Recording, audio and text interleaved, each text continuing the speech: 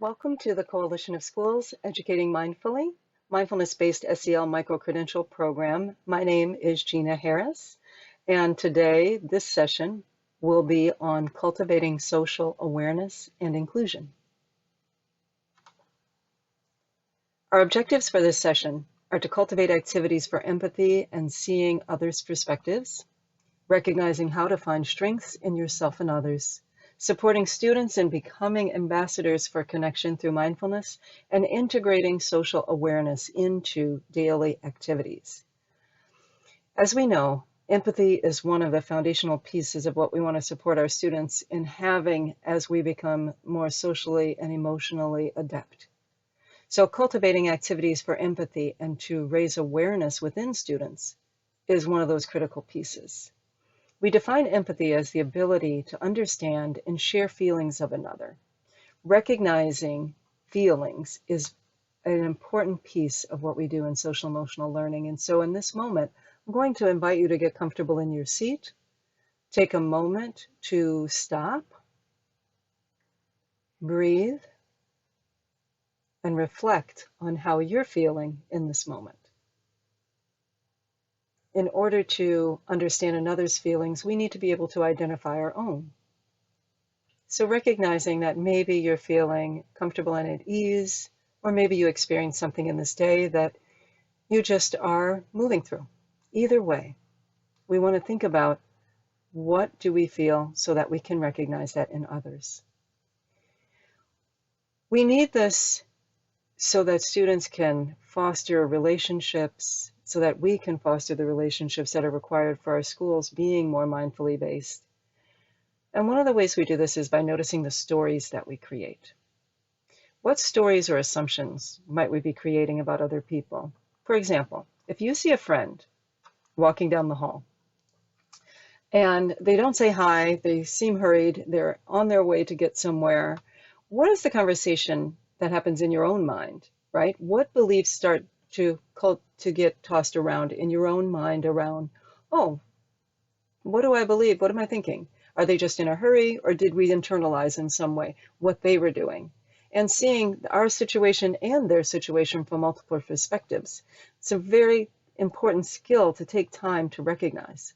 Also, examples of recognizing feelings and activities. So think about in your classroom, in the spaces that you work in and in the spaces that you're in with other adults.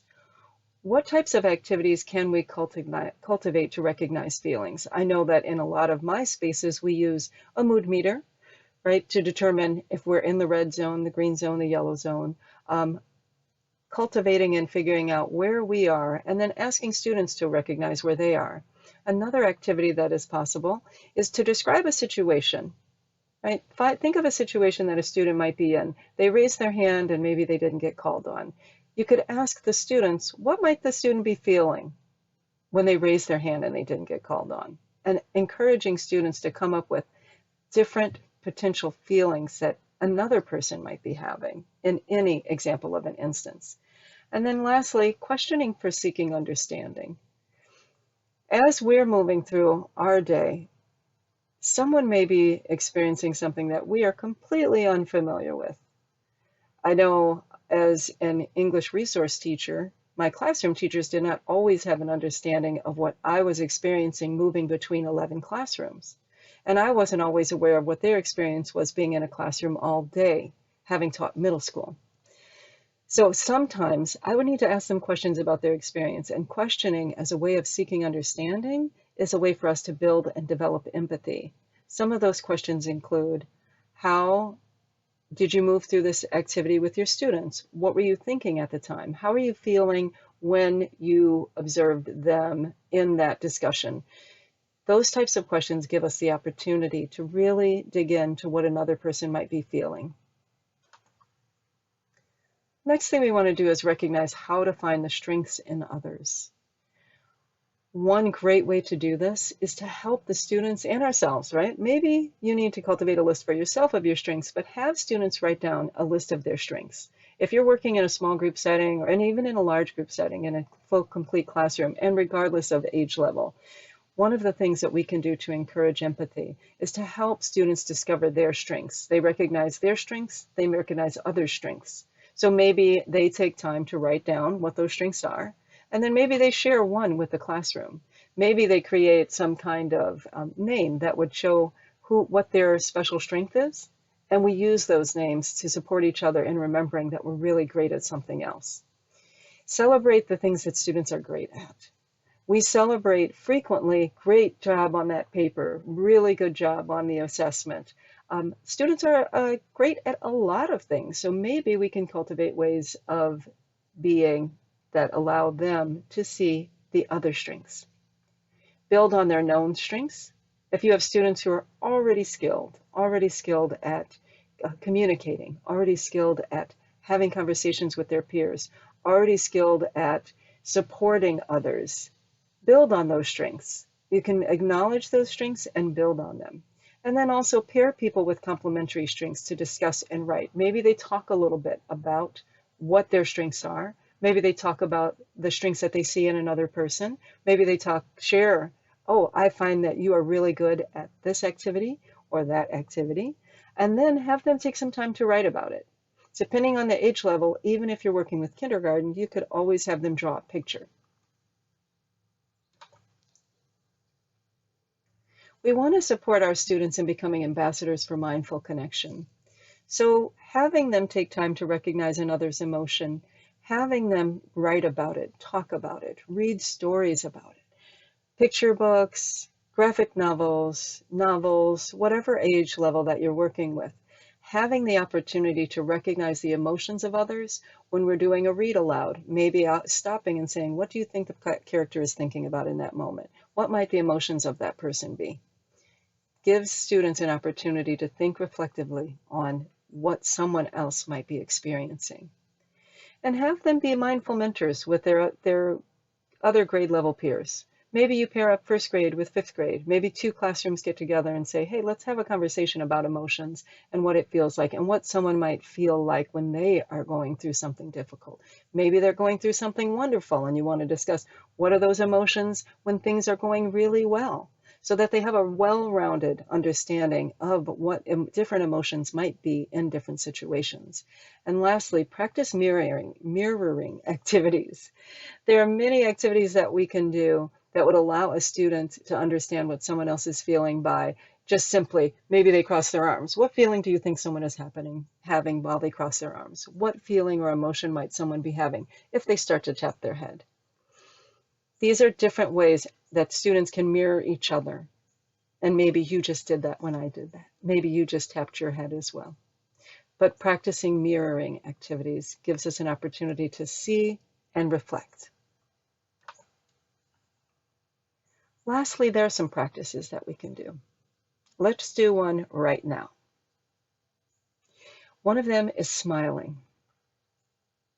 So if we are in a space and we're not smiling, all of a sudden smiling, okay, not at a weird time, when you're in a meeting and things they're tense. That's not the time to smile. But in a space that would be an appropriate space for smiling, smile and begin to feel what it feels like. Reflect on what it feels like to not only experience your own smile, but to experience the smile of another. Think about some time or some point when someone smiled at you. Bring that into your mind right now. Maybe it was someone that you work with, maybe it's someone that you care about. Think about the feelings that began to occur in you when they smiled. And then think about the feelings that may have been occurring in them when they smiled. And if through this entire process you began to smile while we were talking about smiling, then the mission is accomplished. Next again is mirroring. So having others mirror what we say, what we do, what our thoughts are, can take us into the perspective of another person. I want to talk a little bit about laughing meditation. I will not take us into a laughing meditation, but we could. Spending time laughing and acknowledging what that feels like to be in a space of laughter. connects us more deeply to each other, connects us to ourselves, connects us to each other. And lastly, as we're cultivating awareness, we want to be aware of what kind of bias might be occurring in us. This piece of awareness takes a lot of practice. Many times, as we know, implicit bias is not a new term for us, but many times, as we know, bias is undercurrent, right? It is an undercurrent of thought or ideas or images. I'm going to take you through an activity right now, just so that we can raise awareness about what you might be experiencing and someone else might be experiencing.